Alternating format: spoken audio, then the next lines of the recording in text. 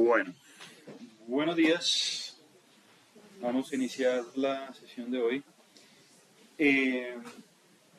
Bueno, vamos por buen camino. Eh, ya hemos venido, ya en este punto, vengo eh, de alguna forma más contento en el sentido que hemos venido dando muchos pasitos aprendiendo a trabajar con los datos relacionales y ha sido un camino de pronto un poco lento, pues porque tuvimos que arrancar desde el principio de los conceptos básicos hasta ir armando todas estas medidas con las que hemos venido trabajando en las últimas clases. Eh, ya en este punto, usted tiene varias armas para empezar a estudiar un conjunto de datos relacional. Pues no nos hemos metido con modelos, pero ya hemos podido hacer varias descripciones de las bases de datos y esas descripciones no son tan fáciles como, no sé, calcular un promedio, una mediana, una cosa de ese estilo. Eh, y lo que trato de decir es que eh, ya en este momento, cuando usted haya definido un conjunto de datos relacional, una red, eh, usted ya tiene herramientas para estudiarlas y por lo menos para caracterizarla de una manera simple pero objetiva. ¿A qué voy? Ya usted tiene herramientas de visualización donde puede mezclar las variables nodales con las variables relacionales y hacer visualizaciones que cuenten una historia. Ya usted tiene algunas métricas para poder saber qué es lo que está pasando con los individuos. Entonces ya usted tiene forma de caracterizar los individuos en términos de su importancia, así que el grado, la fuerza, las medidas de centralidad que hemos trabajado, qué intermediación, qué cercanía, qué la centralidad propia. Y la clase pasada fue una clase más bien rápida, pero pudimos condensar lo más importante acerca de conectividad, ¿no? Entonces ya usted tiene medidas estructurales de lo que está ocurriendo con la conectividad en términos de cómo cuantificar la densidad de la red, eh, la transitividad. Vimos dos tipos de transitividades. Vimos transitividades locales en vecindades de los individuos y aprendimos a caracterizar la conectividad en términos de diferentes estados diádicos y triádicos por medio de censos y viendo si son significativos o no. Entonces ya fíjese que todo eso entra dentro de su caja de herramientas un montón de cosas, sumándole pues otras estadísticas típicas que habíamos visto que, bueno, que el diámetro de la red, que la distancia geodésica promedio, en fin, como que ya tenemos como una bolsa más bien importante de cómo caracterizar las redes. Y con esas métricas ya usted puede hacer análisis un poco más complejo, porque, por ejemplo, si tiene redes a través del tiempo, usted ya puede calcular todas esas métricas y hacer series de tiempo de esas redes, de esas métricas. Si usted tiene redes multicapa, puede hacer lo mismo y hacer análisis. Usted puede hacer utilizar métodos estadísticos clásicos sobre las métricas que hemos venido trabajando. Entonces, un ejemplo que yo les daba alguna vez era, si usted tiene la distribución del grado, que pues vimos solamente una distribución que es la distribución de Pareto, es decir, la ley de potencias, pero pues usted puede ajustar cualquier distribución probabilística al grado, a la distribución del grado.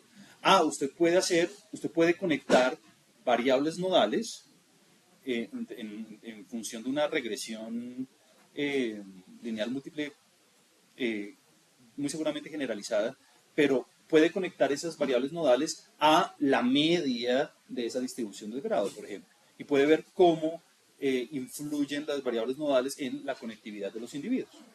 Entonces, ya usted puede aplicar todas las técnicas estadísticas que usted conozca utilizando estas métricas como insumo. Les había dado el caso de si usted tiene varias redes y esas varias redes usted las puede clasificar en un sentido, usted puede armar un clasificador teniendo en cuenta las métricas que ya hicimos. Entonces, pues bueno, las posibilidades son bastantes.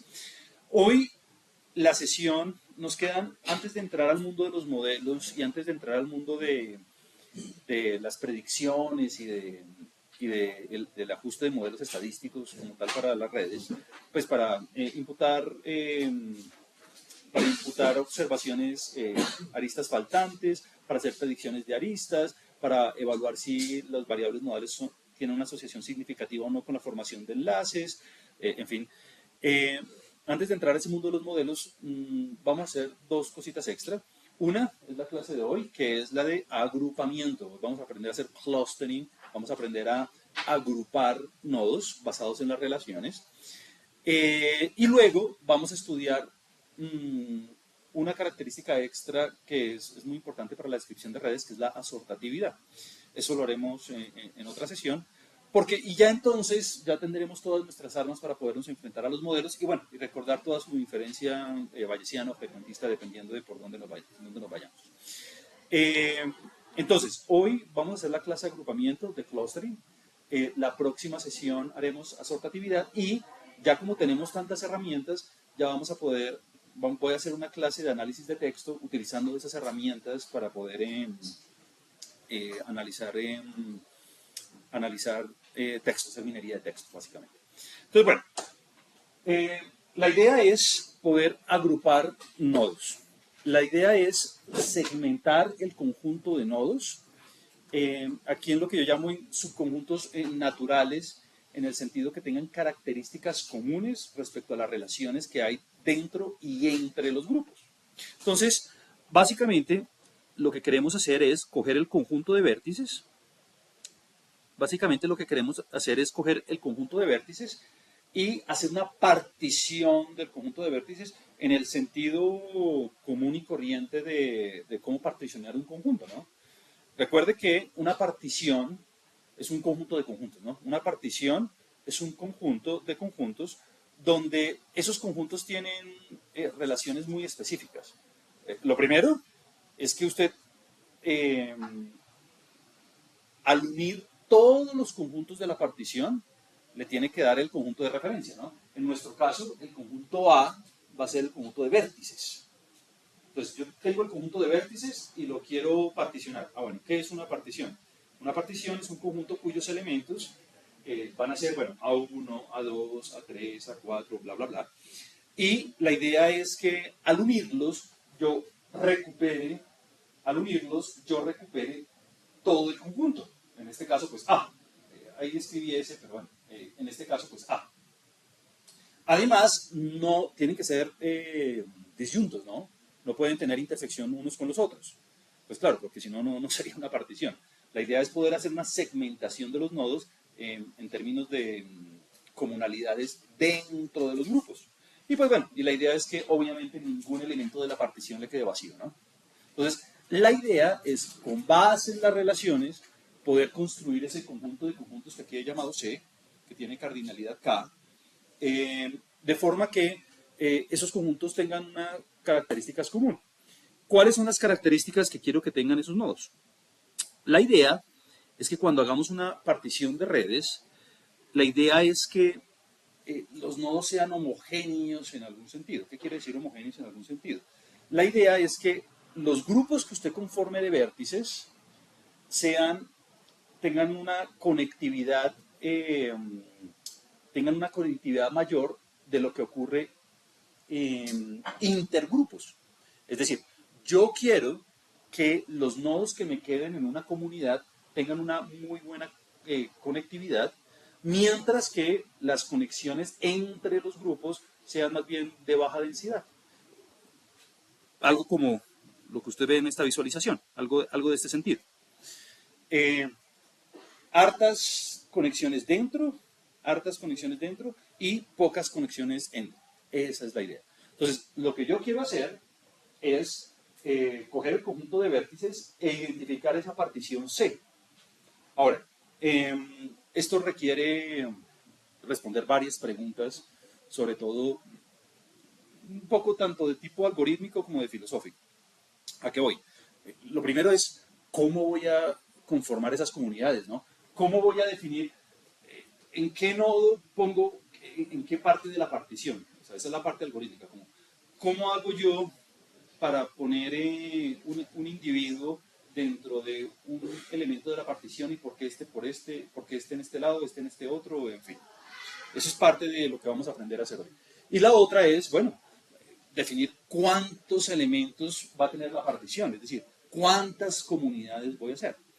Este tipo de aprendizaje es un aprendizaje no supervisado, ¿no? Yo no tengo ejemplos de referencia para poder hacer las comunidades, entonces es como lo más difícil de hacer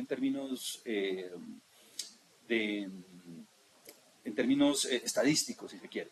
Es decir, el aprendizaje, cuando usted hace aprendizaje supervisado, usted por lo menos tiene ejemplos y puede entrenar un modelo que trate de reproducir esos ejemplos y de pronto generalizar. Pero en este caso, como ni siquiera tengo ejemplos, simplemente tengo relaciones y digo, bueno, haga grupos basados en las relaciones, pues claro, como no tengo ejemplos, pues esa es una tarea mucho más complicada. Y no tengo tampoco como puntos de referencia contra qué evaluar, ¿no? Porque si yo tengo datos de entrenamiento y hago un algoritmo o un modelo que me permita generalizar o enfocar ese comportamiento, pues cuando yo hago mi modelo yo por lo menos puedo decir, ah, bueno, estoy replicando lo que yo observé, estoy conectando lo que yo debía haber conectado con los ejemplos que yo tengo. Pero pues cuando tengo casos no supervisados como este, pues ahí sí estoy como en el aire, pues. Entonces, esa es la dificultad. Entonces, la idea es, usted tiene un conjunto de relaciones, tiene la red, y la idea es poder segmentar los nodos, pilas. He visto ya un par de propuestas en términos de la segmentación de las aristas, ya lo he visto, pero es menos común. Es menos común. La idea es tratar de segmentar los nodos. Pero segmentación de aristas existe, eh, se puede hacer, hay casos específicos donde se necesita segmentar las aristas, pero lo más común es segmentar los individuos. Y bueno, pues la idea es que en últimas usted tiene un conjunto finito de números enteros, pues que es el conjunto de vértices, y la idea es poder hacer una partición de ese conjunto basado en las relaciones. Muy bien, entonces básicamente lo que queremos hacer es encontrar los colorcitos de manera adecuada. Eso es lo que queremos hacer.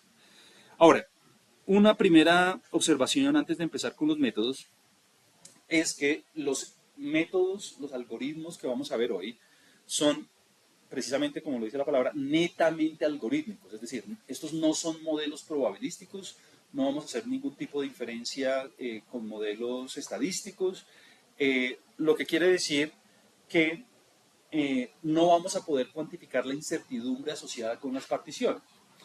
Eh, si yo quiero de alguna forma cuantificar con qué probabilidad este individuo me va a caer en este clúster, cuál es la probabilidad de haber conformado este clúster, todo ese tipo de preguntas no las voy a poder responder porque pues no tengo ningún modelo estadístico detrás que me permita hacerlo.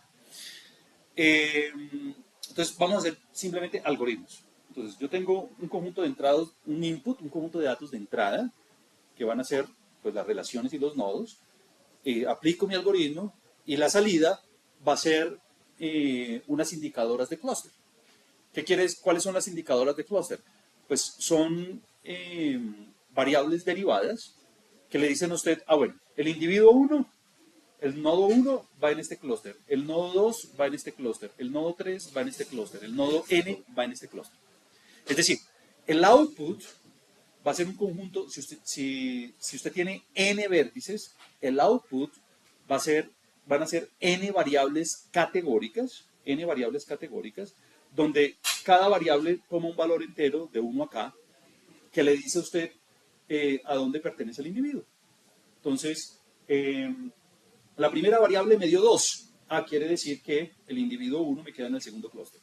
La segunda variable me dio 5. Quiere decir que el segundo nodo me va en el quinto clúster. Y bueno, y así sucesivamente. Entonces, Pues bueno, como no puedo cuantificar la incertidumbre asociada con la conformación de clústeres, básicamente el output es una estimación puntual de las comunidades. ¿Eso qué quiere decir?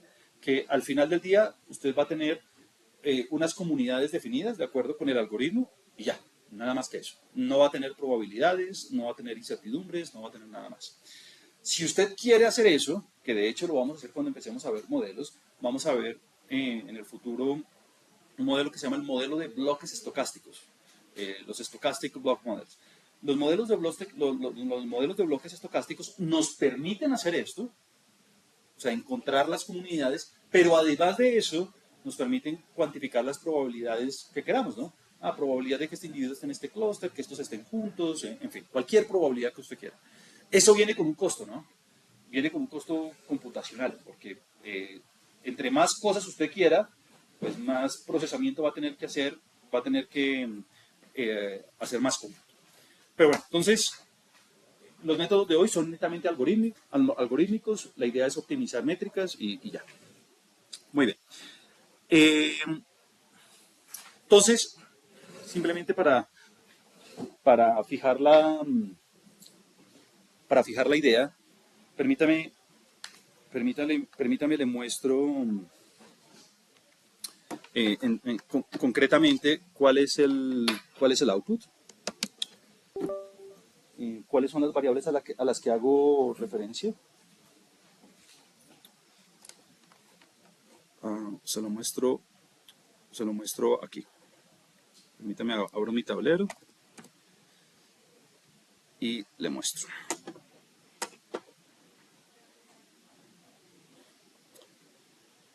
Entonces, al final del día, nosotros vamos a tener las indicadoras de clúster. Esto es lo más importante de hoy. Que usted pueda obtener las indicadoras de clúster, los cluster assignments, las asignaciones de clúster o de agrupaciones.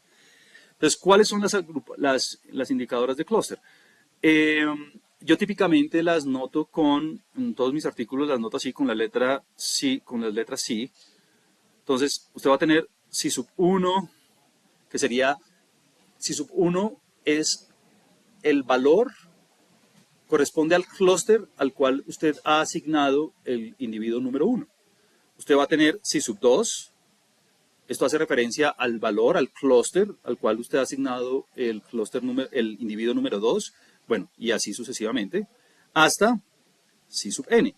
Claro, si usted tiene n individuos, usted tiene que tener n asignaciones, pues porque usted quiere particionar todo el conjunto de vértices. Y a este gran vector, digamos, llamémoslo C, negrilla, bueno, C vector, que en últimas va a tener dimensión n, ¿no? O sea, usted va a tener tantas asignadoras de clúster como individuos. Entonces, ¿qué ocurre? Que si usted ve esto, si sub i igual a k minúscula, esto quiere decir que el individuo, el nodo, el vértice, el individuo i, hace parte o pertenece al clúster K.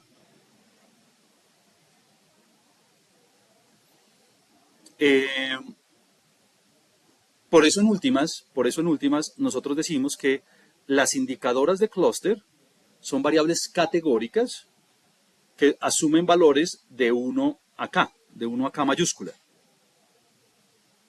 K mayúscula es el número de clústeres, ¿no? Donde K es, es el cardinal de la partición. Recuerde que esta C es el conjunto que contiene todas los grupos, ¿no? Listo. Entonces, básicamente, esas indicadoras de clúster, si usted tiene las indicadoras de clúster, usted puede recuperar la partición. ¿Por qué? Porque cada elemento de la partición va a estar constituido por todos los vértices, va va a estar constituido por todos los individuos, tal que ¿qué? Pues tal que si sub i sea igual a k, ¿no? Entonces, si usted obtiene las indicadoras de clúster, obtiene la partición, y si tiene la partición, pues va a poder saber cuáles son las indicadoras de clúster. O sea que, en últimas, lo más importante cuando usted haga ejercicios de clustering es poder encontrar este gran vector. Cuando hagamos los modelos, eh, cuando hagamos los ajustes estocásticos, dependiendo con alguna estructura, la idea al final de todo es poder hacer inferencias sobre ese vector. Si usted puede hacer inferencias, si usted puede obtener ese vector, ya lo puede hacer todo.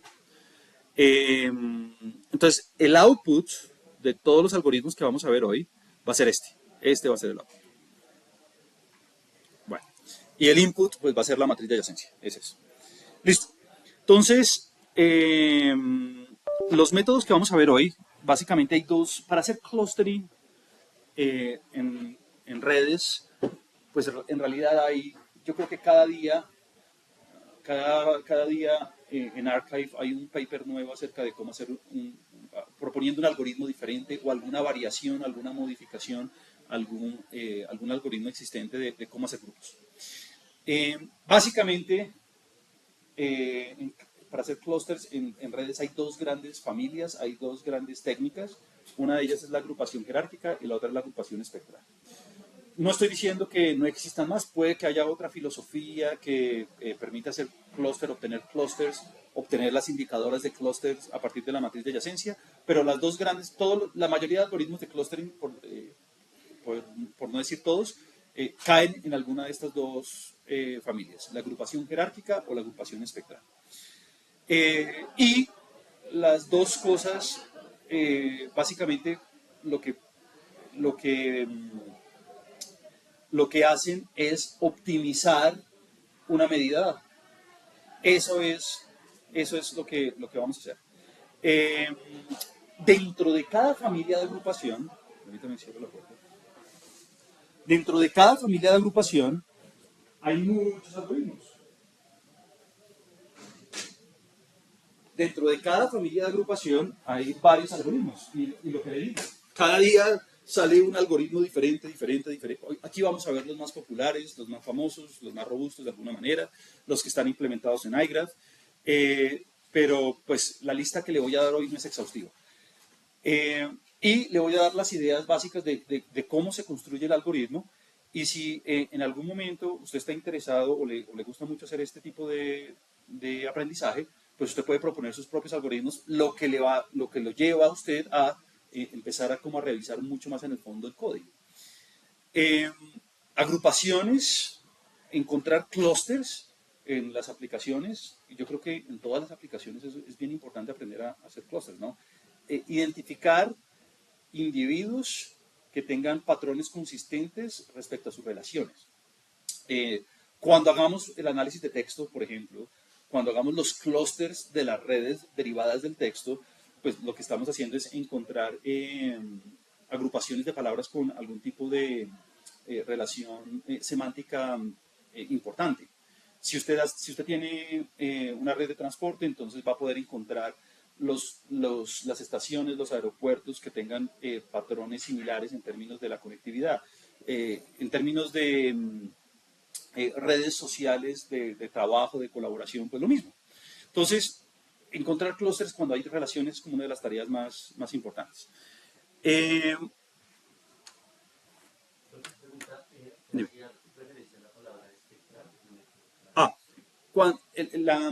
La agrupación las técnicas de agrupación espectral es la otra gran familia para hacer clústeres y se basa en la descomposición espectral de una matriz, de alguna matriz de referencia, en particular el laplaciano, que vamos a ver en su momento. Y lo que uno hace es obtener los vectores y los valores propios de esa matriz y hacer el clustering basado en esos vectores. Enseguida lo vemos cuando lleguemos a la agrupación espectral. Entonces, bueno, empecemos con la agrupación jerárquica. Lo primero que usted tiene que saber es que, muy similar a cuando usted trabajó con K-means, por ejemplo, La agrupación jerárquica es un enfoque algorítmico, pero muy, muy, muy intenso. Porque lo que uno hace es optimizar una métrica haciendo variaciones de las comunidades, ¿no? Entonces, yo tengo una comunidad de entrada, tengo una partición, y lo que yo hago es, cojamos este individuo que está en este clúster y pasémoslo aquí, a esta otra comunidad. Calculemos esa medida de referencia y vamos a ver si sube o decrece. Si sube, quiere decir que la partición que acabé de encontrar, que acabé de modificar, es mucho mejor que la que yo tenía anteriormente. ¿Por qué? Porque está incrementando la medida de referencia. Y así uno empieza a hacer movimientos de todos los individuos hasta que no haya un incremento de esa medida, hasta que quede estable, mejor dicho. Esa es la idea. Por eso es que es demasiado intensa, porque me toca a mí empezar a acomodar los individuos en diferentes posiciones de los clústeres, pues para ver si estoy incrementando o no la medida de referencia. Entonces, es un algoritmo iterativo, precisamente por eso. Y lo que yo quiero hacer es, yo le doy una medida de referencia, una función de utilidad, si se quiere, y lo que quiero hacer es maximizarla. Entonces, esa función de utilidad, esa métrica, depende, obviamente, de los clústeres, ¿no? Claro, esa métrica que yo quiero maximizar depende de los clústeres que yo tengo. Pues porque si no dependiera de los clústeres, pues ¿cómo voy a maximizarla, no? Entonces, yo tengo una métrica que depende de los clústeres. Esa métrica típicamente se llama modularidad. Y lo que hago es empezar a hacer modificaciones de los clústeres de forma que esa medida se vaya incrementando. Ahora, para poder hacer eso, hay dos grandes escuelas, hay dos grandes formas de lograrlo. Pues son las más naturales. Y una es, bueno, voy a iniciar el algoritmo de clustering a partir de una conformación, una partición trivial, ¿no? Entonces, si yo tengo n individuos, existen dos particiones triviales, ¿no? Una es en donde cada individuo es su propio clúster. Entonces, una partición trivial es una partición donde cada individuo es su propio grupo. O sea que si tengo n individuos, el inicio del algoritmo va a ser pues, n grupos. En este caso tengo 2, 4, 6 individuos, o sea que arranqué con 6 clústeres. ¿Listo?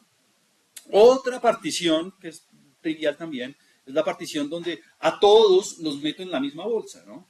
Entonces, tengo el punto de partida sería tener a los 6 vértices y meterlos todos en el mismo clúster. O sea, arranco con un solo clúster. Entonces, ¿qué es lo que hago? Yo tengo todavía, pues aquí está la fórmula, ahorita la discutimos. Pero usted tiene una métrica que le dice qué tan buena es la partición, que le dice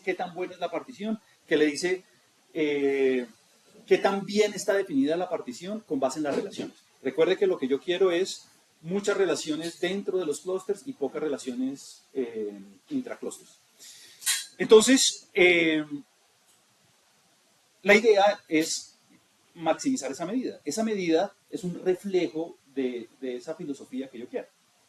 Entonces, entre más grande sea la medida, pues quiere decir que los clústeres están teniendo en cuenta esa característica. Entre más baja sea la medida, pues no. Entonces, cuando yo hago el agrupamiento jerárquico, tengo dos opciones. O lo hago de manera aglomerativa o de manera divisiva. ¿Qué quiere decir eso? Pues si arranco de manera aglomerativa, pues todos los individuos son su propio clúster y calculo la medida. ¿Listo? Y me da, voy a inventar cualquier cosa, menos 3. O 8, lo que sea. No importa. Ahora, empiezo a hacer movimientos. Y hay muchas formas de empezar a hacer los movimientos. Incluso lo más fácil de hacer, sobre todo de programar, es hacerlos de a uno. Entonces, cojo estos primeros dos y los uno. Y el resto lo mantengo igualito. Y vuelvo a calcular la medida. Entonces, si la medida aumentó, quiere decir que la partición que yo acabé de encontrar es mucho más refinada, es mucho mejor de acuerdo a las características que yo quiero de cómo se comporten los clústeres, y descarto la partición inicial y ya estoy en este paso. Si esa medida disminuye la modularidad, si esa medida disminuye esa métrica, quiere decir que ese paso no es un paso inteligente, entonces no me muevo, me quedo donde estoy. Es preferible quedarme donde estoy a tener una partición peor. ¿Listo? Y así lo empiezo a hacer individuo por individuo, asignación a asignación, clúster a clúster. Ahora, una forma de programarlo es hacerlo uno a uno, solamente que hacerlo es demasiado costoso. Usted puede hacer pasos conjuntos, puede hacer, el término en inglés es merge, usted puede hacer merges conjuntos. Usted puede coger, cojamos estos dos, unimos estos dos y estos dos, y calculemos la modularidad. Y empieza a hacer ese procedimiento iterativamente. ¿Cómo seleccionar? Eso también hace parte de la computación. ¿Cómo seleccionar cuáles individuos coger? Pues usted puede proponer unir individuos que tengan los mayores grados, por ejemplo. Es decir, usted puede hacer las asignaciones inclusive de manera aleatoria. Ahí se va a demorar muchísimo más el computador haciéndolo. Todos los algoritmos tienen como diferentes propuestas de cómo ir haciendo las uniones, ¿no? Hasta que usted llega a un punto donde cualquier movimiento no va a incrementar significativamente, en un epsilon, no va a incrementar significativamente la modularidad. Lo que hace más bien es devolver. Ahí, en ese punto, el algoritmo para. Muy bien. Algo similar ocurre con el clúster indivisivo. Solamente que en lugar de hacer merges, usted hace splits, hace divisiones. Entonces, arranca usted con una partición, que es la partición trivial hecha por un solo conjunto. Listo. Bueno, calculo la modularidad. Eso le da tanto, menos 5. Listo. Ahora propongo una división que de nuevo puede hacerse uno a uno, puede ser de manera aleatoria, de manera conjunta con varios vértices, puede hacerse de acuerdo con alguna distribución de probabilidad, no importa, proporcional a alguna medida, el grado, lo que sea. Y cuando usted obtiene una división, vuelve a calcular la métrica, y si esa métrica aumenta, pues usted ya se queda con esa nueva partición, y así sucesivamente. Hasta que llega usted a la partición objetivo. Cualquiera de las dos lo puede hacer. Ahora, importantísimo, cuando usted vaya a hacer un algoritmo de clustering, pues muchos de estos están implementados en iGraph y vamos a utilizarlos así sin problema. Pero es importante que cuando usted lo vaya a aplicar, ponga semillas de reproducibilidad, ¿no? ¿Por qué? Porque como algunos saltos, la forma en que se hacen los saltos se hace de acuerdo o de manera aleatoria o de acuerdo con alguna distribución probabilidad o elegidos de manera aleatoria de acuerdo con alguna característica, pues esa selección aleatoria hace que si usted corre el algoritmo no me dé exactamente lo mismo que a mí cuando lo corra de manera independiente, ¿no? Sobre todo si las redes son muy masivas. Las redes chiquitas casi todo siempre converge a lo mismo. Por eso poner las semillas antes de ejecutar el algoritmo es muy importante. Y bueno, y al final del día, pues yo obtengo las indicadoras de clúster. Es decir, el individuo 1 me quedó en tal clúster, el individuo 2 me quedó en tal clúster, el individuo 3 en tal clúster, etcétera, etcétera, etcétera. Muy bien. La forma en que usted va a hacer aceptar o negar esos saltos es por medio de la evaluación de esta métrica. Fíjese, esta métrica se llama modularidad y es función de la partición. Es función de la partición. Es decir, es función de las indicadoras de clúster. Aquí las indicadoras de clúster las estamos notando con C. ¿Sí? C sub I es el grupo de la partición a la que pertenece el individuo I. Es el cluster assignment o el membership assignment, ¿no? ¿A dónde pertenece el individuo? Eh, y la verdad, es una métrica que pues, tiene todo el sentido del mundo. Bueno, lo primero es decirle que muchas veces lo que hacen las personas es proponer diferentes métodos de clúster haciendo variaciones de esa métrica. O sea, como que la idea es la misma, hacer divisiones o aglomeraciones. Digamos que eso no cambia. Lo que cambia es la función objetivo con la que usted va a trabajar, que usted quiere optimizar. Por un lado eso. Por otro lado, mire lo siguiente en la métrica. La métrica es función de la partición, o sea que si usted se da cuenta, ahí aparecen las indicadoras de clúster. Ese delta C sub I, C sub J, es una función indicadora, ¿no? Vale 1 si C sub I es igual a C sub J, si vale 1 si el individuo I y el individuo J están en el mismo clúster, y vale 0 si no. Es decir, ese sumando le aporta a la modularidad siempre y cuando los individuos estén en el mismo clúster. ¿Listo? Ahora, ¿en qué consiste la modularidad? En su expresión más básica es comparar el valor observado. Entonces, fíjese que como input, el algoritmo necesita la matriz de adyacencia, que son los Y sub y J. Entonces, ¿qué es lo que hace la métrica de modularidad? Pues en realidad es muy sencillo, la intuición es muy sencilla, y es que compara lo que usted observó, con lo que usted esperaría observar en un modelo nulo. ¿Cuál es el modelo nulo? El modelo nulo es generar una matriz de adyacencia de manera aleatoria, como decíamos la vez pasada, manteniendo el grado de las aristas.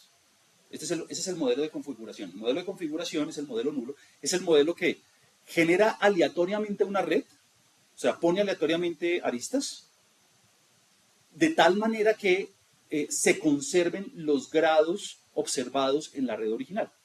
Entonces, ¿qué está haciendo usted? Lo que está haciendo es comparar lo que usted observó con lo que usted esperaría observar. Este DI por DJ sobre 2M es el valor esperado de una diada bajo ese modelo de configuración, y nosotros ya sabemos calcular esos valores esperados. En este caso, sería chévere que usted pudiera demostrar por qué el valor esperado bajo ese modelo de configuración da eso. En realidad no es tan complicado. Entonces, bajo aleatorización, asignando aleatoriamente las aristas, la idea es comparar lo que usted observó con lo que yo esperaría observar en una red aleatoria que conserve los grados. Entonces, claro, si yo estoy en el mismo clúster, si dos individuos están en el mismo clúster, es de la única manera que esta sumatoria está aportándole a la modularidad. Entonces, aquí es donde viene el asunto interesante. El asunto interesante es que si cuando yo quiero que haya aportes importantes a la modularidad, cuando yo quiero que esa modularidad crezca de acuerdo a los inputs de una partición, pues de la única forma que yo quiero que eso ocurra es cuando estando en el mismo clúster, porque si no, no aporta, esa partecita de la suma sea grande. Y esa partecita de la suma va a ser grande es cuando va a haber muchas relaciones dentro del grupo particular. Cuando lo hacemos de grupo, cuando hay hartas observaciones dentro de un grupo particular, es porque la diferencia es grande positivamente comparado con lo que usted esperaría observar si las asignaciones fueron aleatorias. Por eso es que hay un aumento importante. Porque es que si las observaciones son aleatorias, manteniendo el grado, esa es la idea, manteniendo el grado, pues para mantener una representación de la red, pues a mí me interesan son los componentes donde esa sumatoria sea grande, pues porque si no estaría favoreciendo la aleatoriedad en algún sentido. Esa es la idea. Cualquier modificación, incluyendo no sé, pesos de las aristas, cualquier modificación haciendo una ponderación diferente sobre 2M, 2M es la cantidad es el tamaño del grafo, es decir, el número de aristas, cualquier otro tipo de mezcla está bien, solamente que es otro algoritmo diferente. Entonces, por ejemplo, mire esto. Aquí hay un ejemplito, aquí está el paper de referencia, es un paper de Newman del 2004. Mire que hay dos particiones. Claramente, la partición de la derecha es una partición que usted ve racionalmente satisface más ese criterio de hartas relaciones dentro y pocas entre. Y esta es otra partición, otra iteración del algoritmo donde la partición no está tan bien definida. Entonces aquí la modularidad le da 0.22 y aquí la modularidad le da 0.41. Pues ¿con cuál partición me voy a quedar? Es preferible quedarse con esto. Pues ¿por qué? Porque es que aquí usted está mezclando individuos que están muy conectados con los que no deberían estar conectados. Bueno, muy bien. Entonces, esta es una partición, en este caso, esta es una partición donde yo tengo, a ver, 2, 4, 5, tengo 9 indicadoras de clúster. Tengo 9 indicadoras de clúster, aquí 9 indicadoras de clúster. Las primeras 5 indicadoras de clúster apuntan a 1, las siguientes indicadores de clúster apuntan a 2. Listo. Ahora, otra cosa importante. No interesa el label de los clústeres. ¿A qué voy? A que si usted tiene esta partición, venga, la ponemos acá, esto es importante. Consideremos esta partición.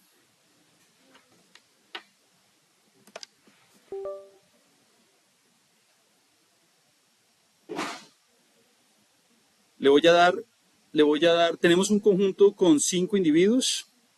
Esto es un ejemplo de juguete para que usted entienda el concepto. Y tenemos, aquí están las indicadoras de clúster, C sub I o C sub I, como usted quiera llamarles. Y estas son 1, 2 y 2. Estas indicadoras de clúster pues reflejan una partición con dos grandes grupos, ¿no? Con dos grupos. Pero fíjese que esta partición es exactamente equivalente a esta otra, ¿no? 2, 2, 2, 1 y 1. Es decir, la terminología técnica en estadística es que las indicadoras de clúster no son identificables. Es decir, ¿qué quiere decir que no sean identificables? Que no importa el label que usted está haciendo, que usted esté utilizando, no importa el label que usted está utilizando, usted puede obtener la misma partición utilizando diferentes labels. Es decir, a usted no le interesa, decir que el primer clúster se llame 1 o se llame 2, eso es lo de menos. Lo importante es que a usted le queden juntos los que deberían quedar juntos más allá del label. Eso es lo importante. Ahora, en términos computacionales, las indicadoras de clúster siempre, esto sí es una costumbre que ya está adoptada globalmente, es que todas las indicadoras de clúster, o sea, los C sub I, siempre están numerados de 1 hasta el número de clúster final. O dependiendo de usted, si usted trabaja en Python o en C, en 0, ¿no? Solamente que si usted arranca en 0, pues va a llegar aquí hasta K-1. Pero todos se manejan de forma continua. Es decir, si algún día usted va a programar un algoritmo de clustering, no le puede quedar 1, 1, 1, 3, 3. No, eso no se acostumbra. Muy bien. Sí, computacionalmente es más fácil que todos los labels le queden seguiditos. Ahora, esto es algo que muy seguramente no vamos a utilizar por ahora, pero también se acostumbra a hacer. Y es que si usted tiene las indicadoras de clúster, usted puede generar otra estructura que se llama una partición alélica. Y las particiones alélicas son otra forma de representar lo que usted está obteniendo con la partición. Entonces, por ejemplo, para este caso particular, las particiones alélicas están conformadas por variables que son conteos, de hecho que son conteos, de 1 hasta n, donde R sub i hace referencia a el número de clusters, número de grupos o número de clusters de cardinalidad o de tamaño i. Esta es otra forma de caracterizar la partición. Entonces, en este caso, súper simple. En este caso, súper simple. R1, ¿a qué es igual? R2, ¿a qué es igual? R3, ¿a qué es igual? R4, R5. Entonces, recuerde, RI es el número de clusters de tamaño I. Entonces, número de clusters de tamaño 1, en este ejemplo de juguete que tenemos aquí al lado, 0, ¿no? R2, número de clusters de tamaño 2, 1, ¿no? R3, número de clusters de tamaño 3, 1. Y R4, 0 y 0, ¿no? R6 lo puedo hacer, pues no tiene gracia, pues porque tengo 5 individuos, ¿no? Muy bien. Si yo tengo una partición, si yo tengo la partición, yo puedo obtener la partición alélica. Si usted tiene la partición alélica, ¿puede recobrar la partición original? No, no necesariamente, ¿no? Es decir, si usted obtiene si usted tiene la representación de una partición por medio de los alelos, no necesariamente puede recobrar la partición inicial. Pero lo que sí puede hacer es ver si la partición tiene sentido, ¿no? ¿Cuánto le da a usted la sumatoria de I por RI? Es decir, si usted multiplica el número de clusters de tamaño I por I, ¿eso cuánto necesariamente le tiene que dar? N, ¿no? Entonces, esta es una manera de ver si la representación alélica que usted tiene tiene sentido o no tiene sentido. Y se lo digo porque hay varios modelos, hay varias formas de hacer clustering que se basan en las particiones alélicas y no en las particiones regulares con las que estamos acostumbrados. Pero bueno, en su momento aparecerán las particiones alélicas de manera más explícita. ¿Claros ahí? ¿Claros ahí? Bueno, muy bien. Entonces, en R, la forma de una de las formas de hacer agrupación jerárquica es así. Se llama en iGraph, perdón, no en R. En iGraph, una de las formas de hacer partición jerárquica es a través de Cluster Fast Greedy. Ese es un algoritmo que ya está muy optimizado. Usted sabe que iGraph le mete millones de dólares anualmente para que eso esté muy bien. Y es uno de los algoritmos que vamos a utilizar. Entonces, permítame, antes de ir a ver la partición espectral, permítame, le doy un ejemplo supremamente rápido de...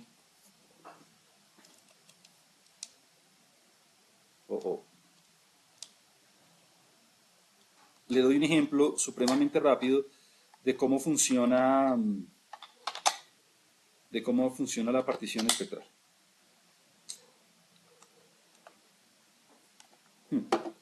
Bueno. De cómo funciona la partición jerárquica, perdón.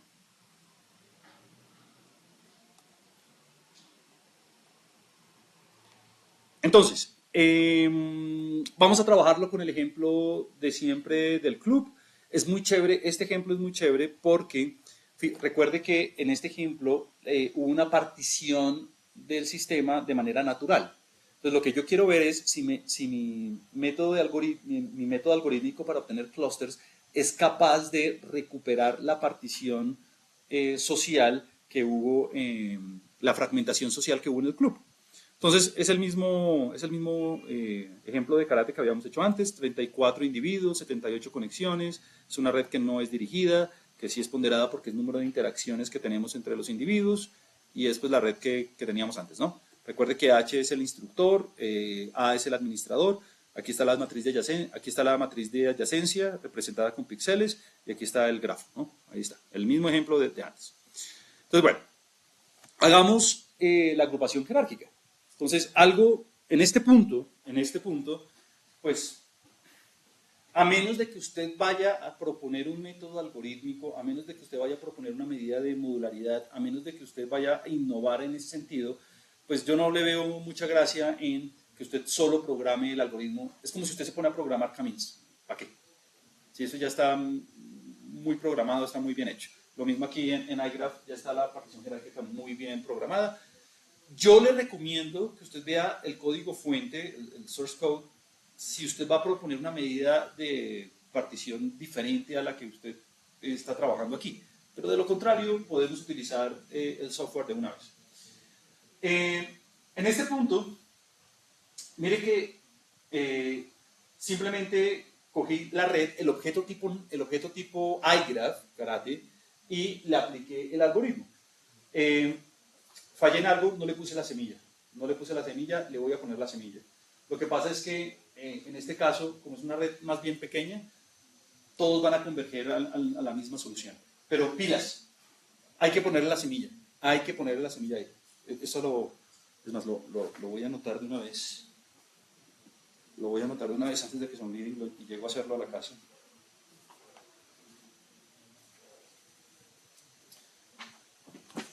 Hay que ponerle una semilla ahí. Listo. Cuando usted aplica, o sea que si usted lo va a replicar en su casa y no tiene exactamente estas modularidades, está bien, lo entiendo, porque puede que las asignaciones aleatorias hayan sido diferentes.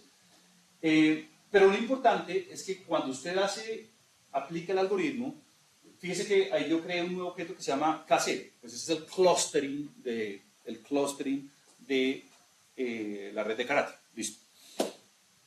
Eso crea una lista. Esa lista tiene muchos objetos por dentro. ¿Cuáles objetos tiene? Pues tiene toda la información del algoritmo, empezando cuáles son los saltos o los merges que usted hizo. Por defecto, el algoritmo es aglomerativo, pero si usted quiere hacerlo divisivo, pues de ahí dentro de la función usted lo puede hacer. Es decir, la función cluster fast greedy tiene por dentro muchas alternativas. Usted puede variar lo que quiera. Tiene la modularidad, es decir, que tiene los valores de la modularidad que se obtuvieron a la hora de hacer los saltos. Fíjese que en la primera partición la modularidad me dio de menos 0.05. Cuando hice el siguiente paso, aumentó, ¿no? Aumentó, menos 0.02, pues que es la idea que yo llegué. Cuando hice el siguiente paso, volvió a aumentar, hasta que el incremento fue negligente. Y ahí ya paro y me quedo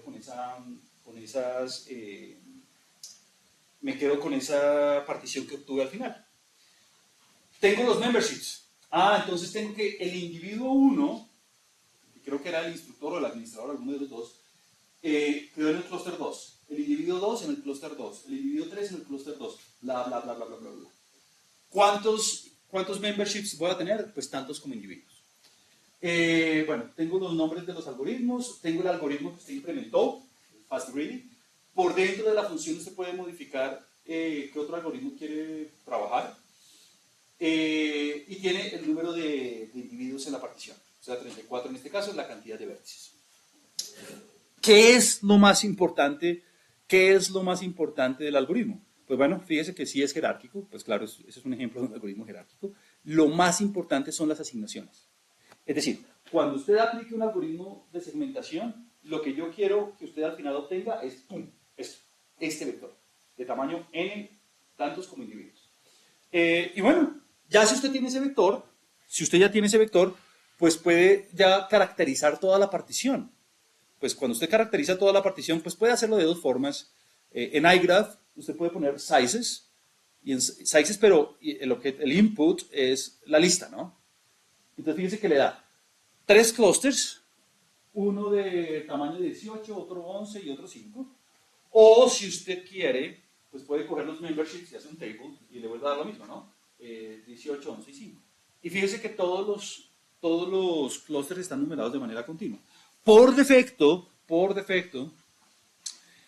los labels están hechos de forma que el clúster más grande sea el 1, el siguiente más grande sea el 2, el siguiente más grande sea el 3, bla, bla, bla. O sea, de forma decreciente.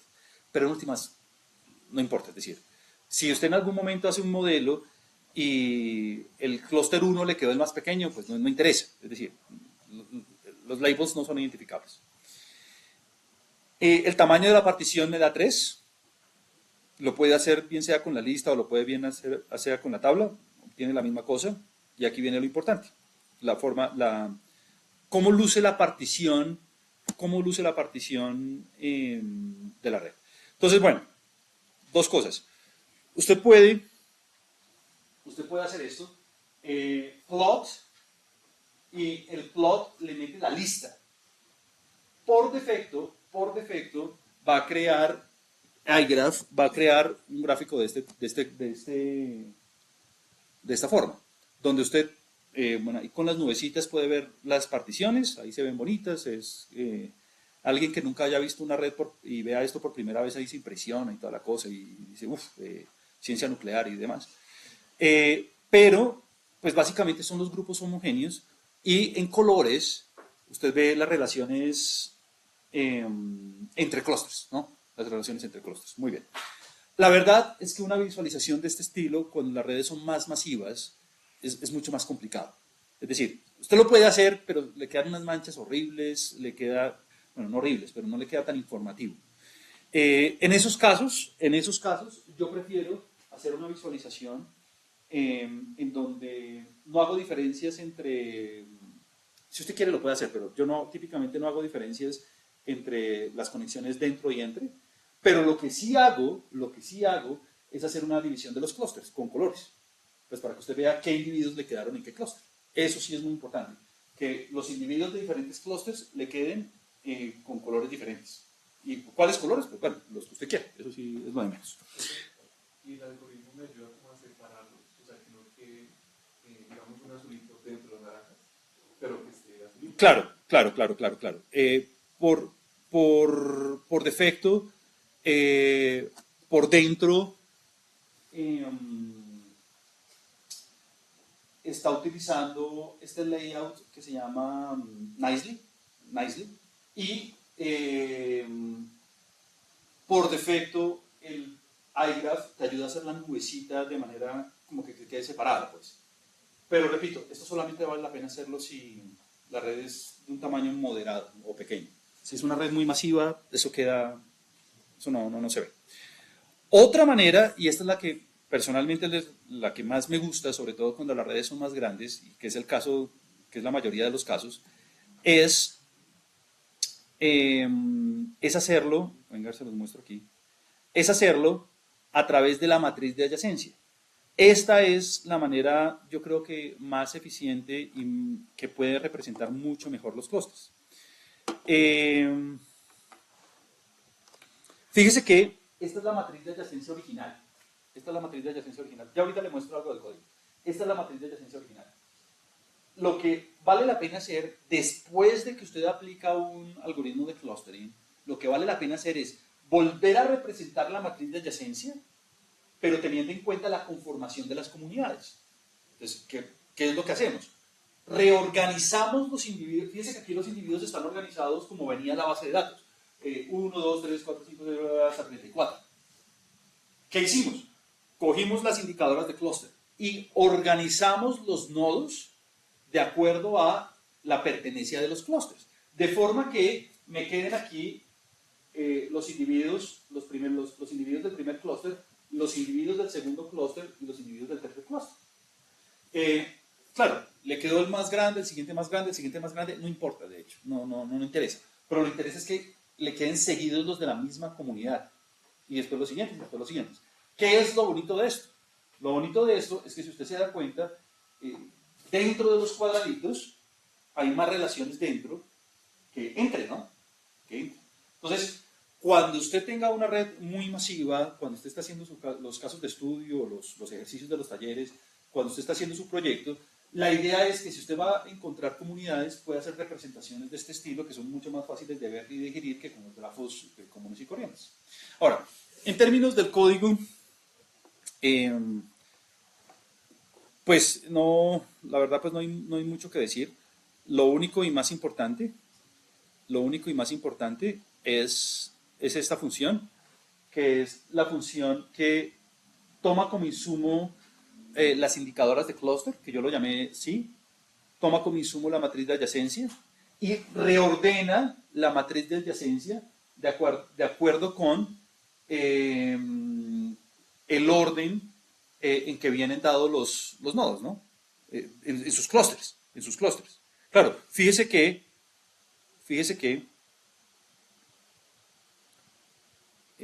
cuando usted aplica el algoritmo, los primeros 4 individuos hacen parte del clúster 2, pero después hay un montón de individuos que también hacen parte del clúster 2.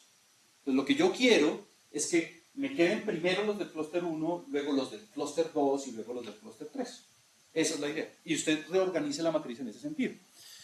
Y esta función, esto es una tontería, pero a mí me costó trabajo.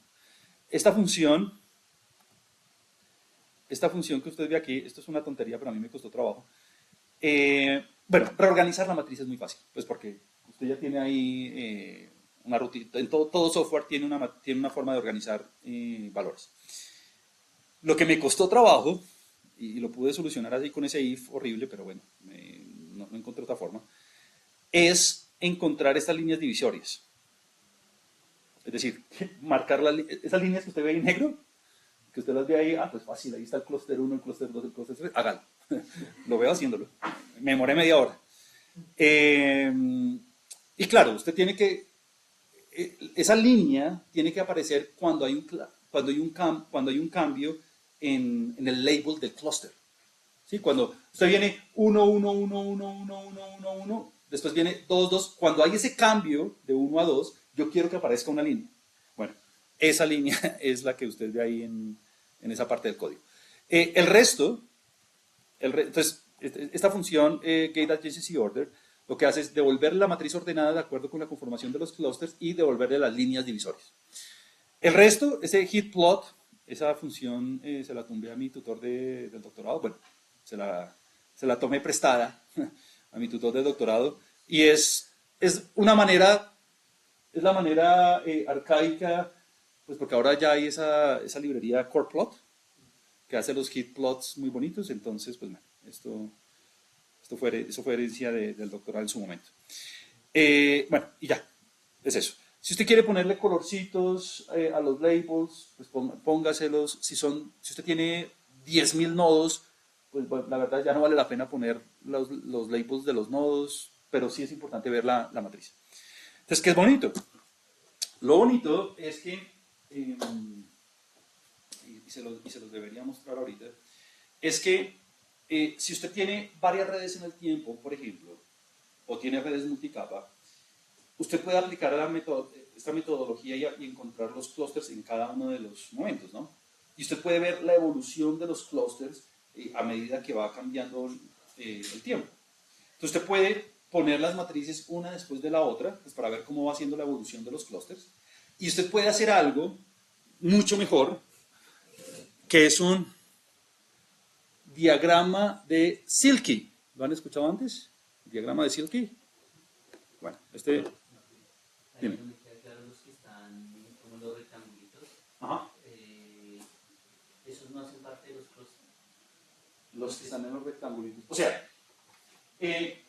los aquí dentro, en diagonal. Sí, están como los cuadrados en diagonal. Los cuadrados en diagonal son los clústeres.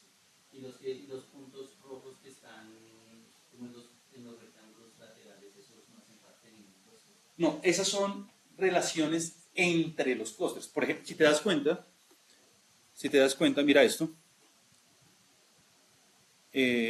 Mira, en esta visualización, fíjate que hay algunas conexiones. Por ejemplo, el instructor tuvo relaciones con 6, 7, 5 y 11, por ejemplo. Y te das cuenta que están en color rojito, porque son relaciones entre clústeres. Esas relaciones entre clústeres son las que tú ves son las que tú ves en los rectangulitos. Y lo que está dentro de los cuadrados son las relaciones dentro de los clústeres. Por eso es que los rectangulitos se ven vacíos. Se ven vacíos porque yo quiero encontrar particiones que primen las relaciones dentro y no haya tantas relaciones entre. ¿Listo? Lo que les iba a mostrar era, si se los puedo mostrar en este momento, y una vez le hago promoción a una de mis estudiantes. Tuve una estudiante de maestría que hizo su trabajo, ella se llama Wendy, hizo su trabajo de grado con redes de municipios basadas en el conflicto armado, ¿no? Entonces, pues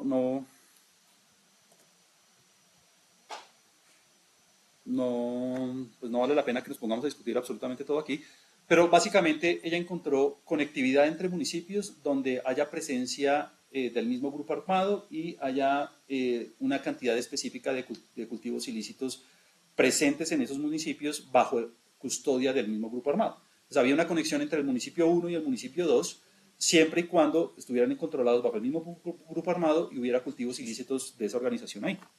Entonces ella hizo eso en varios años, desde 2013 creo hasta 2022, 2023, y bueno, de hecho hizo muchas cosas con modelos de espacios latentes, pero parte de lo que hizo fue hacer clustering de los municipios de acuerdo con la estructura relacional de los grupos armados que había. Entonces permítame, le muestro sobre todo los resultados del clustering. Bueno, aquí están los municipios ya clusterizados, pero lo que quería mostrarle era el diagrama de Sinclair, que estaba por aquí. A ver, un segundo. Ahora no lo encuentro. Bueno, pues, entonces, primeras cosas, ¿no?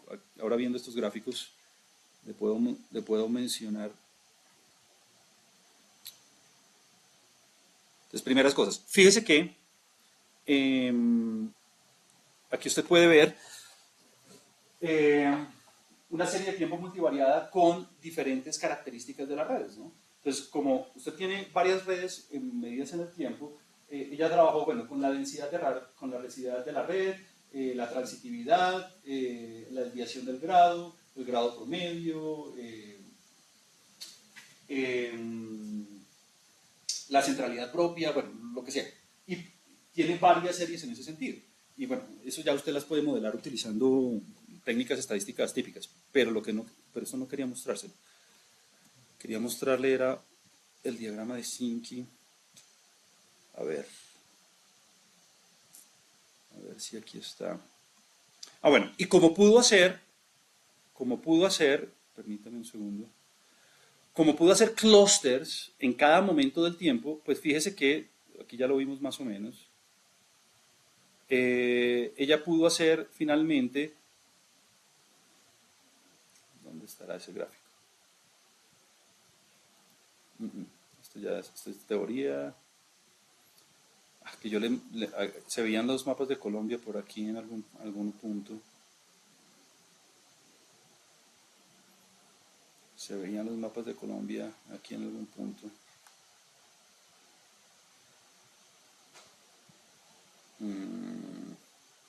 Ajá.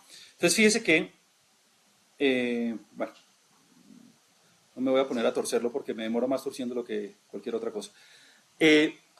Usted puede, como cada individuo es un municipio, pues en últimas, si usted identifica los individuos que están en el mismo clúster, pues usted puede con los mismos colorcitos identificar cuáles son los municipios en el mapa que aparecen con las mismas características de acuerdo con su comportamiento relacional, que es la de los cultivos ilícitos. Entonces, la conformación de clústeres de los nodos se transforma en una representación geográfica de los cultivos ilícitos de acuerdo con lo que se observaron en las relaciones. Eso era una cosa, pero la otra, ese diagrama de Sinclair, ¿dónde está? Venga, a ver, lo busco.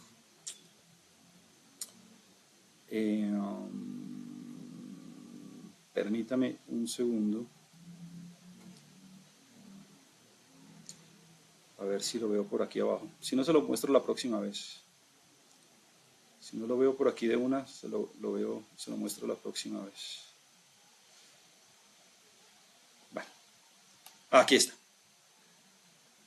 ¿Se da cuenta? Entonces, fíjese que, bueno, usted puede representar los nodos en el mapa, de acuerdo con los clústeres que obtuvo de las relaciones, pero usted también puede representar visualmente, bueno, hasta 2015, 2016, 2017, 2018, 2019, bla, bla, bla, hasta 2023, puede representar cómo se mueven los clústeres a través del tiempo.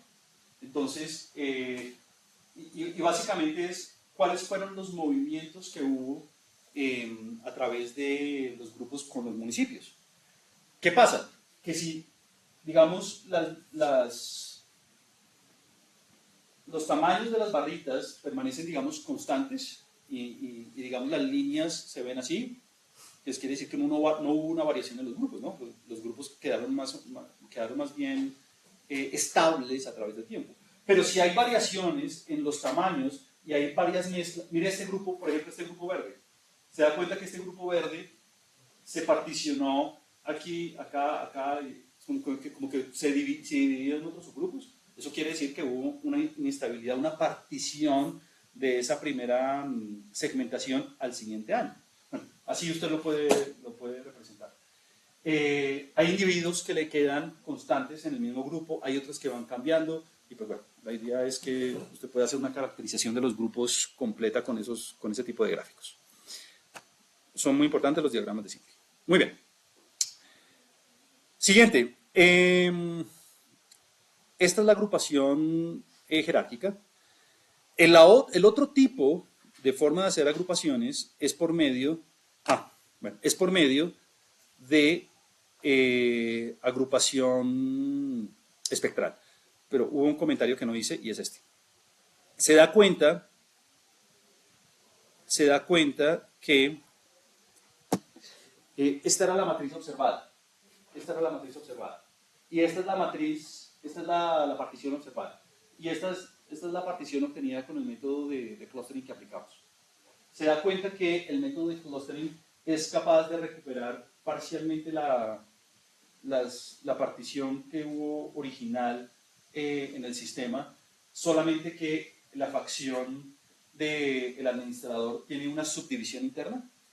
Entonces, esta partición se mantuvo más o menos, pero la de arriba tuvo una partición interna. Este tipo de datos, donde usted tenga clusters por defecto, benchmarks, o se llaman así, ground truth también se llama, es muy bueno para comparar los resultados con lo que usted observa en el mundo. Pues para saber si el algoritmo está haciendo algo sensible o no, para saber si el algoritmo está haciendo algo que debió haber hecho o no, o está recuperando ahí grupos al azar o alguna cosa así. Muy bien, ahora sí. La otra gran familia para poder hacer grupos es la partición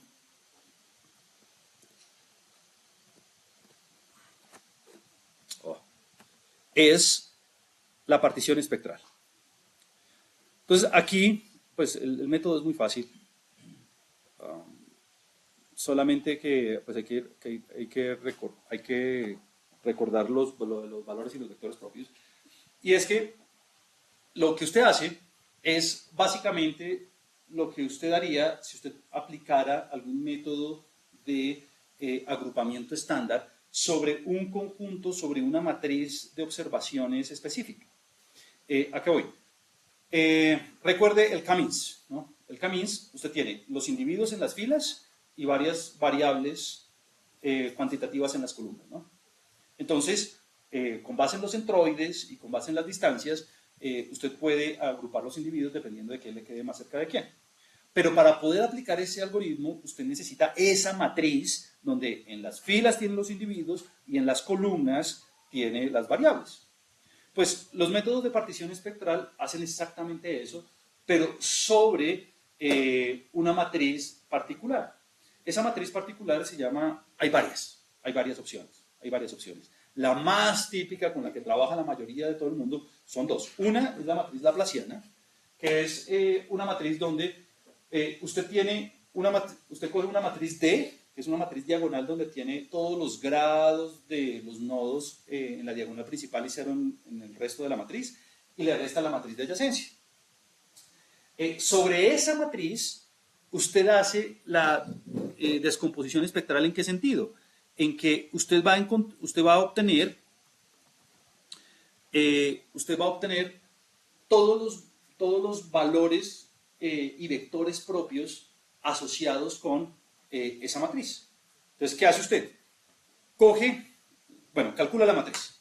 Luego de calcular la matriz, encuentra todos los valores y todos los vectores propios. De hecho, va a tener n. Y los ordena de menor a mayor. Al ordenarlos de menor a mayor, lo que va a ocurrir es lo siguiente. El primer valor propio, que es el más pequeño, va a estar asociado con una columna de unos. Y luego, los siguientes, pues bueno, ya van a tener diferentes valores. Entonces, usted va a coger, supongamos que usted quiere una partición de tamaño 5. Entonces, coge los primeros 5 vectores propios asociados con los valores propios más pequeños después del mínimo. Y entonces le va a quedar una matriz que tiene n filas y 5 columnas. ¿Cuáles 5 columnas? Pues los vectores propios asociados con los valores propios después de haberlos ordenado de manera ascendente. Sobre esa matriz, usted aplica el algoritmo K-means o cualquier algoritmo que usted quiera de segmentación para un conjunto de números de variables cuantitativas. Esa es la partición espectral. La partición espectral consiste en construir una matriz en particular que refleje las características de conectividad de la red. Pues aquí lo estamos haciendo a través de los grados y la matriz de adyacencia. Obtener valores y vectores propios, conformar el arreglo de vectores propios de acuerdo con la dimensionalidad de la partición que usted quiera, aplicar el algoritmo de partición y listo. Eso es. Ahora, la pregunta típica es ¿cuántos vectores propios debería utilizar? Los que han hecho componentes principales, por ejemplo, PCA, saben la respuesta, ¿no? ¿Cómo yo elegía el número de componentes principales cuando hago un análisis de componentes principales? ¿Quién recuerda? Con el codo. Listo, con el codo. Entonces grafica todos los... Hay muchas formas, pero grafica todos los valores propios y donde usted vea el codo, corta. Se acabó. Muy bien. Ahora, si usted no quiere trabajar con la matriz laplaciana, existe otra alternativa y es trabajar con la matriz de modularidad. Como para tratar de emular lo que usted hizo en la agrupación jerárquica. Si usted trabaja con la matriz de modularidad, vuelve a hacer lo mismo, solamente que ya en lugar de trabajar con D menos Y, trabaja con la matriz B. Y lo que hace es construir todas las entradas de modularidades. Se da cuenta que esta es la misma parte del sumando, ¿no? La misma parte del sumando. Y vuelve a hacer la misma descomposición de valores y vectores propios. Solamente que ya no va a coger los valores propios más pequeños, sino va a coger los valores propios más grandes. Y coge los primeros 5, los primeros 3, lo que le dé el codo. Y hace el K-means sobre esos vectores. Es eso. Ahora, claramente, este método, igual que el anterior,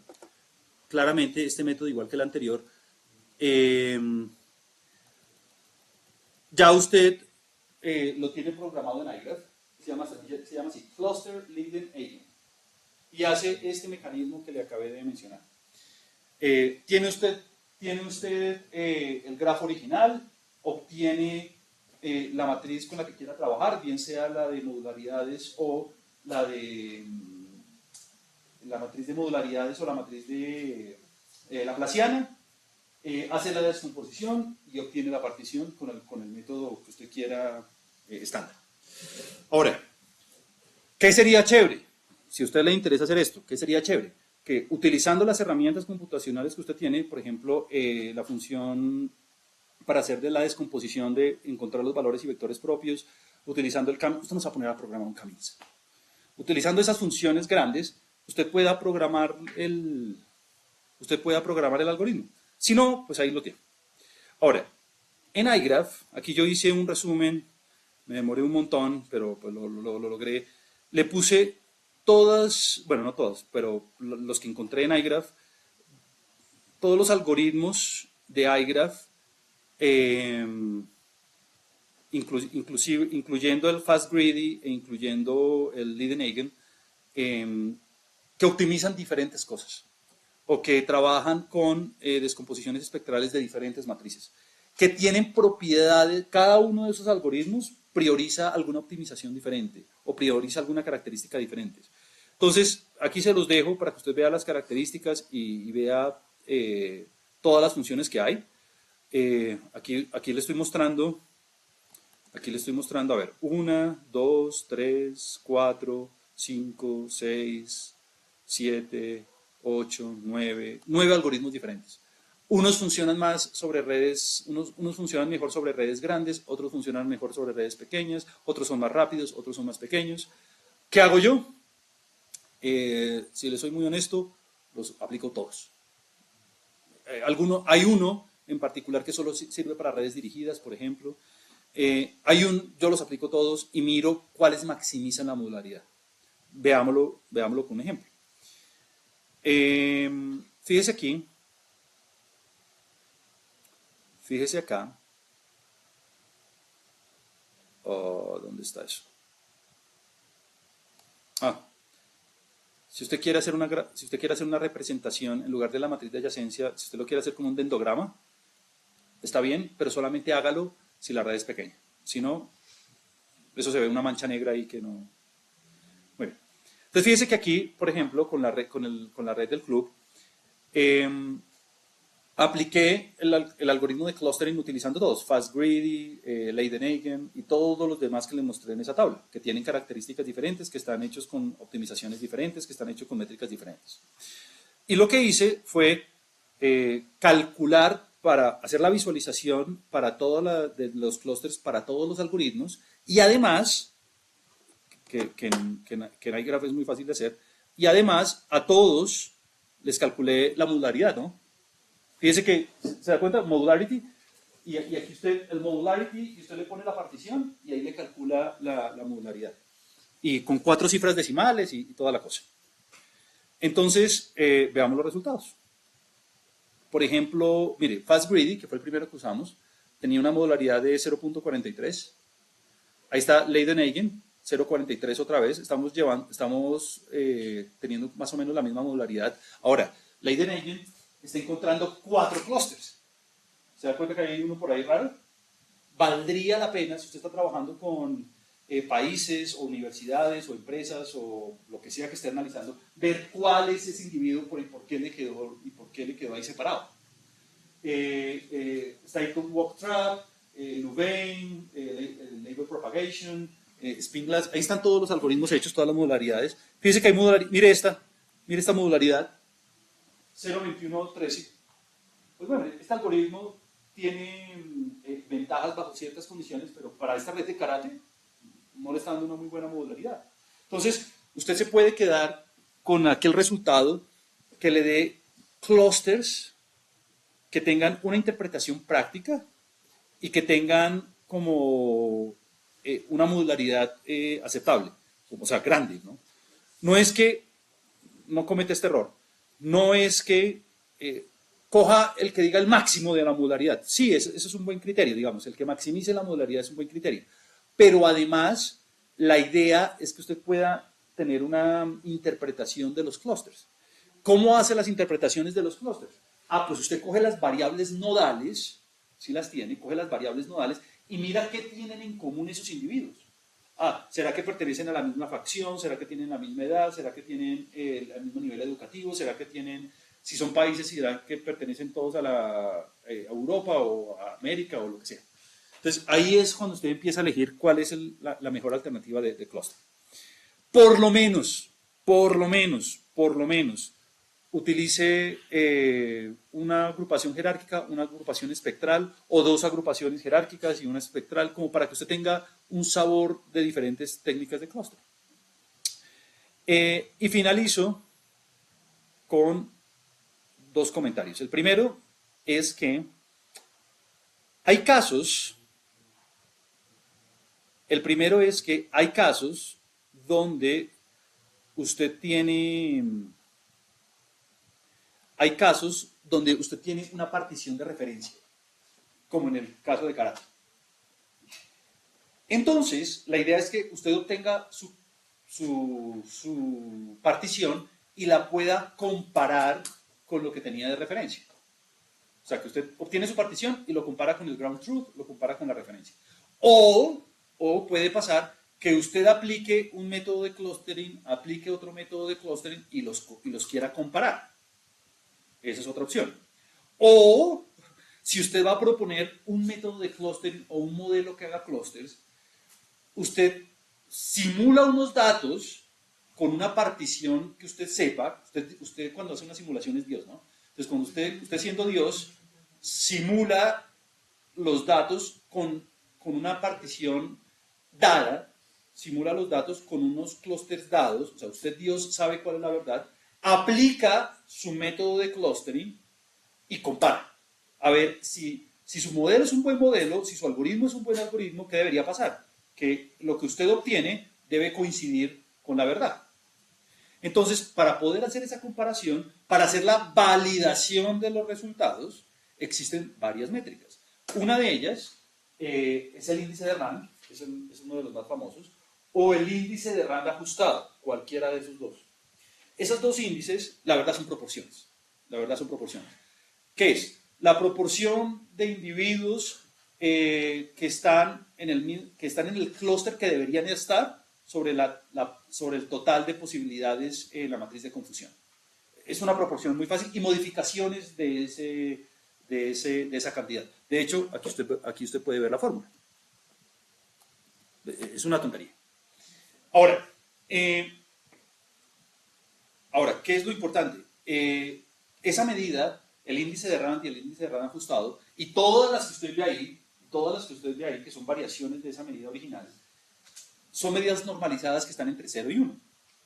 Si el índice de Rand o el índice de Rand ajustado o la variación de información o lo que sea, le da cercano a 1, es porque la partición es exactamente la misma.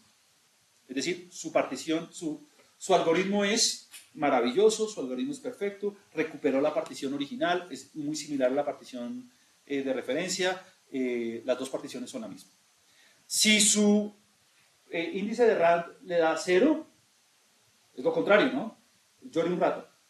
Su modelo no sirve para nada, no está recuperando la partición original, está recuperando todo lo contrario, en fin.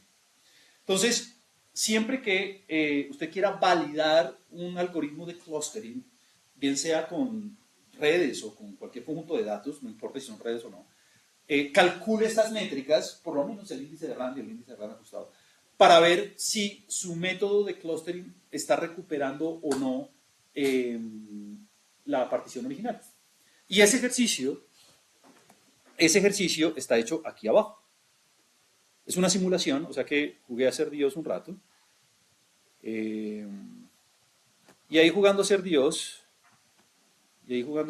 hice esta simulación con un modelo de bloques estocásticos. Es muy fácil. Permítanme, se la muestro. Ajá. ¿Qué dice el modelo de bloques estocásticos? El modelo de bloques estocásticos dice, pregunta absolutamente tonta que escribieron Bayesiana, ¿saben cómo? ¿Esa barrita qué significa? Esa barrita que ustedes ven ahí, JJ dado, o sea, si yo le doy las indicadoras de clúster, y yo le doy teta son las probabilidades de interacción. ¿Qué quiere decir eso? Que si usted tiene, venga, le hago un dibujito aquí. Quiere decir que si usted tiene, por ejemplo, tres grupos, entonces aquí está la matriz de adyacencia ordenada, y aquí está el primer grupo, aquí está el segundo grupo, primer grupo y segundo grupo, así como lo teníamos ahorita. Entonces yo sé que dentro de este clúster los individuos van van a interactuar con una probabilidad de 0.9. Pero yo, Dios, dije ese 0.9, ¿no? Claramente, en un caso real, con datos reales, usted tiene que inferir ese 0.9 con un modelo utilizando inferencia bayesiano frecuentista. Pero pues este no es el caso. En este caso, yo le estoy dando la verdad. Yo, Dios, yo digo que aquí, en este grupo, los individuos interactúan con una probabilidad de 0.7. ¿Por qué 0.7? Porque quise. Juan Camilo, no quiero 0.7, quiero 0.8, hágale. En este grupo quiero que interactúen con una probabilidad de 0, me voy a inventar, 0.9 también. Y intergrupos, yo espero probabilidades bajitas. Entonces, por ejemplo, aquí con 0.05, aquí 0.01, de pronto aquí 0.05, en fin. En un caso real, cuando usted propone un modelo, usted tiene que hacer inferencia y poder estimar esas probabilidades. Eso no lo estamos haciendo aquí. Lo que estamos haciendo es que yo voy a simular unos datos dándole esas probabilidades. ¿Por qué? Porque soy Dios. Y entonces, es lo que dice aquí. Yo le doy esas probabilidades que están ahí en esa matriz teta, yo le doy esas probabilidades y usted va a simular enlaces. Fíjese que lo estoy haciendo con una distribución Bernoulli. ¿Cuáles son los posibles valores de una distribución Bernoulli? O 0 o 1, ¿no? O hay enlace o no hay enlace. Es decir, voy a trabajar con una red binaria. ¿Y cuáles probabilidades voy a utilizar? Pues voy a utilizar las probabilidades pues, del bloque que me toque. Por ejemplo, suponga que si sub i vale 1, o sea, si el individuo i está en el grupo 1, y suponga que si sub j está en el grupo 2. Entonces, ¿qué quiere decir eso? Coja la probabilidad de interacción del bloque 1,2. ¿Cuál es el bloque 1,2? Pues el bloque 1,2 va a ser, digamos, este 0,5. Suponga que si el individuo I pertenece al grupo 3 y el individuo J también pertenece al grupo 3. O sea que, coja la probabilidad de interacción del 3,3. ¿Cuál es la probabilidad de interacción 3,3? Pues esta, 0.9. Y usted dirá, Juan Camilo, ¿y ese phi qué es? Bueno, ese phi es para que simetrizar la cosa, ¿no? Es decir, ese phi es una función que le deja siempre el primer índice en el mínimo y el segundo índice en el máximo. De forma que si a usted le queda un valor 3,1, vaya y coja la probabilidad 1,3. De forma que si usted tiene un 3,2, entonces vaya y coja la probabilidad 2,3. Es para que le quede simétrica la matriz. Es decir, estoy trabajando con una matriz estoy trabajando con una red binaria no dirigida. Es la única razón de ese phi. Si la matriz fuera dirigida, pues quite el phi y ya, no pasa nada. Muy bien. Entonces, mire tan bonitos que quedan los datos. Aquí está la función. Mire la matriz. ¿Cuántos bloques tengo? ¿Cuántas comunidades tengo? Pues 4, porque ahí dice 4, pero porque es una matriz 4 por 4, ¿no? A través de la diagonal principal tengo las probabilidades de interacción dentro y fuera de la diagonal principal las probabilidades de interacción entre. Pues hice una simulación muy fácil donde todas las probabilidades de interacción entre grupos es la misma, 0.05. Si usted quiere variar esos valores, hágalo, está perfecto. En un caso real, usted va a estimar eso, y lo vamos a hacer cuando veamos los modelos de bloques estocásticos. Pero aquí yo estoy simulando. Pues bueno, esta función SimBlocks, lo que le devuelve son dos cosas. Como entrada, usted le da el número de individuos.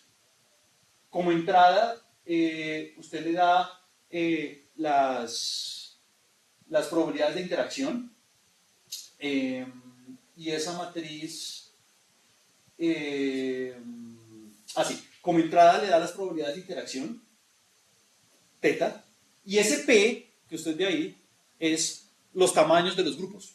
Entonces, yo quiero que el primer grupo tenga el 50% de los nodos, el siguiente grupo tenga el 30% de los nodos, el siguiente grupo tenga el 10% de los nodos, y así. Usted le da el número de nodos, usted le da el tamaño de los grupos y usted le da los bloques, es decir, las probabilidades de interacción. Y la de vuelta es la matriz de adyacencia simulada. Mire que todo está simulado con una Bernoulli.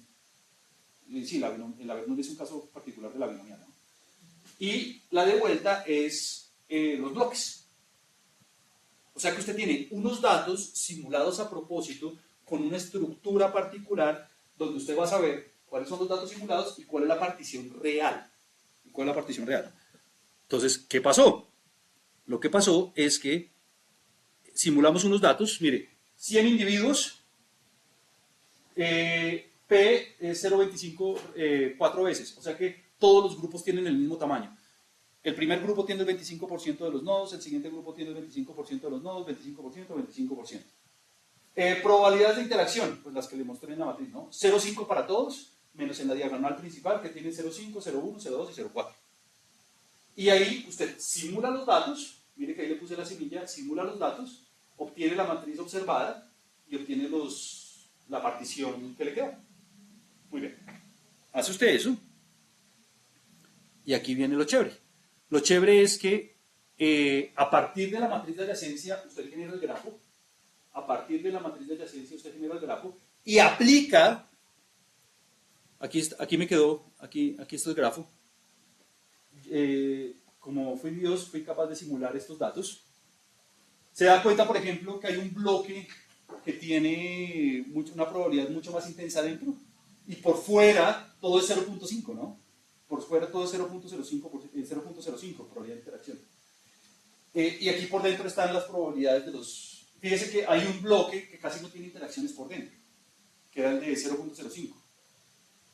Bueno, y aquí está la red. Entonces, aplico mis algoritmos de clustering. Apliqué fast greedy, jerárquico, leading eigen, espectral, walk-trap y Louvain, que son otros dos jerárquicos. Listo. Y obtuve los memberships. Y los comparo con la partición real. ¿A través de qué? Del índice de rank. Listo. Vamos a ver cuál algoritmo fue mejor. Mire esto. Recuerde, si el resultado es cercano a 1, la partición es o sea, recuperé exactamente lo que debía haber recuperado. Si estoy cercano a 0, recuperé algo totalmente loco, que no tiene nada que ver con la partición original. Entonces, mire, todos tienen un valor mayor que 0,5, o sea que todos están 0,60 y algo, todos tienen un comportamiento aceptable. El que mejor lo está haciendo es Fast Greedy y Walk-Trap y Louvain, ¿no? Más o menos tienen la misma... El que peor lo está haciendo es la partición espectral. El resto lo está trabajando, está teniendo más o menos el mismo rendimiento, pero no es óptimo, ¿no? Es moderado, es aceptable, digamos. Mira aquí la cosa. Eso fue con un conjunto de datos. Cuando usted está evaluando, cuando usted está comparando técnicas de clustering, o bueno, de hecho cualquier tipo de algoritmo, pues usted no va a basar sus resultados, o sea, usted no va a decir, sí, es que Louvain es mejor que Dideigen siempre. Pues no, porque este resultado que usted obtuvo, lo obtuvo con base en una sola réplica. Entonces, ¿qué voy a hacer? Pues lo que voy a hacer es replicar este experimento, lo hice 100 veces. Entonces, voy a replicar el experimento 100 veces. Y a la hora de replicar el experimento, bueno, claro, ahí le metí el for para repetir la generación de los datos 100 veces. Ajustar el modelo de clustering y obtener las métricas, el índice de rank para cada una de las réplicas. Entonces, fíjense que este objeto out va a ser una matriz que tiene 100 filas y 4 columnas, una para cada método de agrupamiento que yo quiera. Y en cada columna voy a tener el índice de rank para una réplica diferente utilizando las mismas probabilidades de interacción. Y entonces veamos los resultados. Aquí le doy los resultados. Entonces, por ejemplo, como hice la réplica 100 veces, calculé la media de las 100 réplicas y en promedio, mire estos resultados. Entonces, fíjese que lo que obtuvimos al principio, que fue 0,60 y algo, fue un caso particular de lo que me pudo haber dado. En realidad, la tendencia es de 0,70 y algo, ¿no? Y, bueno, Louvain y Walktraff son los que están como liderando los métodos de clustering para este caso particular, ¿no? Para este escenario. Y el coeficiente de variación le dice a usted qué tanta es la variabilidad en las estimaciones, ¿no? O sea, estoy obteniendo un índice de RAM de 0,74 con un coeficiente de variación bajo, moderado o alto. Bajo, muy bajo. O sea que tengo una muy buena estimación ahí. Listo. Que si yo fuera a continuar, bueno, aquí ya acabo la práctica, aquí ya no hay nada más debajo. Si yo fuera a hacer un experimento de simulación exhaustivo, lo que yo haría sería variar. ¿Qué varío? Si yo quiero comparar bajo diferentes escenarios los métodos de clustering, ¿qué debería hacer? Variar, por ejemplo, el tamaño de la muestra. Entonces, trabajar con 50, 100 y 200.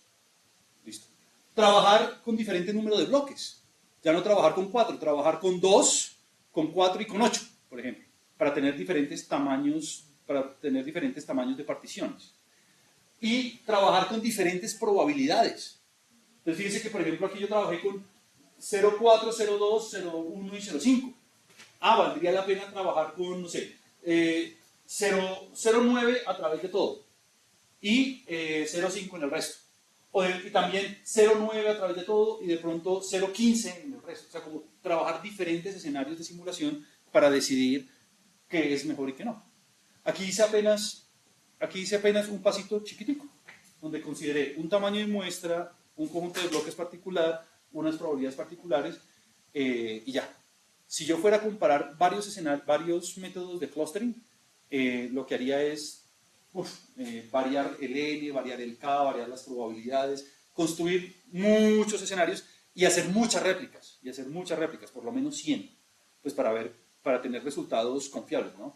Pues porque fíjese que cuando hago una sola réplica, este es el resultado. Pero cuando hago 100 réplicas, ya el resultado, ya hay una tendencia diferente, ¿no? Listo, muy bien. Entonces, pues nada, de ahora en adelante ya usted puede aplicar estos métodos de clustering, pues